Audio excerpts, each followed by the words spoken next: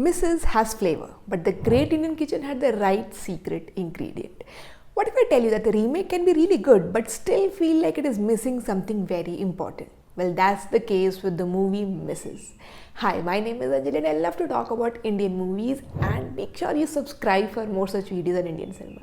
Let me first get to what Mrs. actually gets right. Now, as an independent standalone movie, it's actually pretty well done, it's pretty great, but yes, as a remake, though it falters.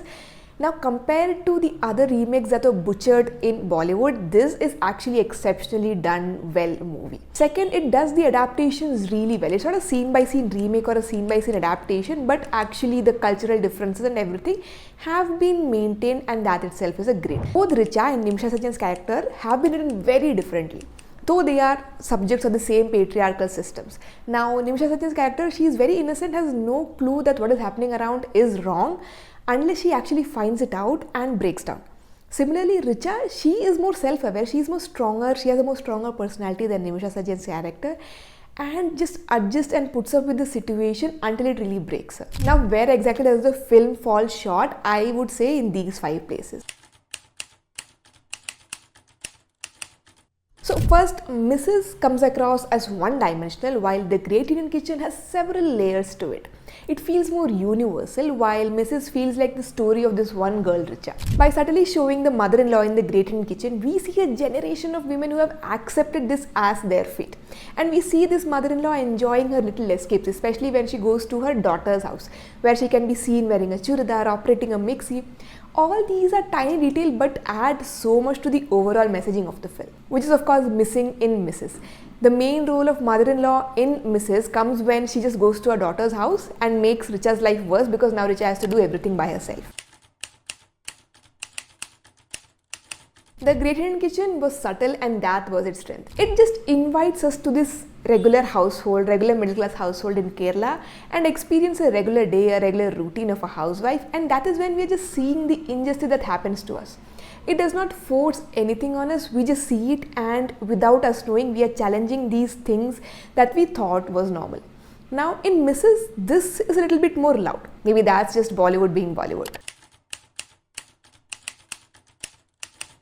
Now, if you remember, the Great Indian Kitchen also brings in the religion angle, which is missing in Mrs. Now, I understand this might be intentional because of the sensitivity in that areas, because of course this itself is a very sensitive topic. Now, if you top it up with another layer of religion, it might not receive well and might invite unwanted, unnecessary controversies.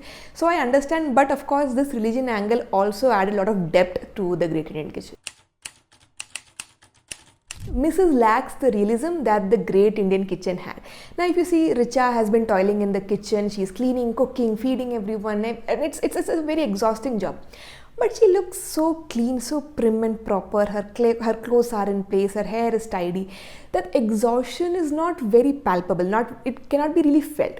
But if you look at Nimisha from the Great Indian Kitchen, that exhaustion in her face, the tired expression, the hair, everything is out of place, really helping us feel the exhaustion that she is feeling.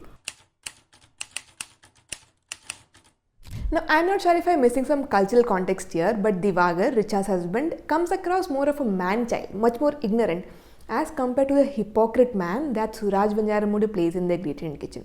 I found this hypocrisy element very important, adding a lot of depth to the overall messaging and the overall tonality of the film. Divagar is just ignorant. He does not really realize how harmful he is actually being to Richa.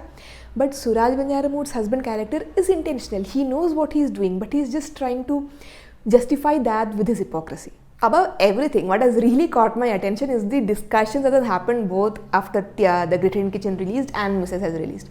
When the Great Indian Kitchen released, of course it ruffled a few feathers, but all that was in a healthy way, because people were debating. This is obviously a new concept, because it is touching something that has been deeply ingrained in our system.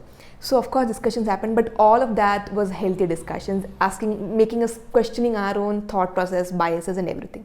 But for Mrs., something interesting has happened, if you must have read it. This organization called SIF has called it an extreme feminist propaganda and demanded a ban on this movie. In their Twitter post, they mentioned that Women find cooking meditative. This is the most ridiculous and baseless allegation I've ever heard. Speaking for myself, of course, I find cooking very therapeutic at times, but imagine having to do that regularly for so many people, and most importantly, knowing how ungrateful the job. It's not just about cooking, but the excessive toiling in the kitchen, the unfair demands, unfair expectations, and above all, the ungrateful response that they receive after all this. It's mostly about this unfair expectation that women are expected to do all this without any complaints. Well, all that I hope is that this in no way affects the movie and sparks some interesting debates and conversations on gender biases and discrimination. So did you love the movie, and what do you think how it stood up against comparison to The Great Indian Kitchen? Let me know in the comments, and I'll see you later.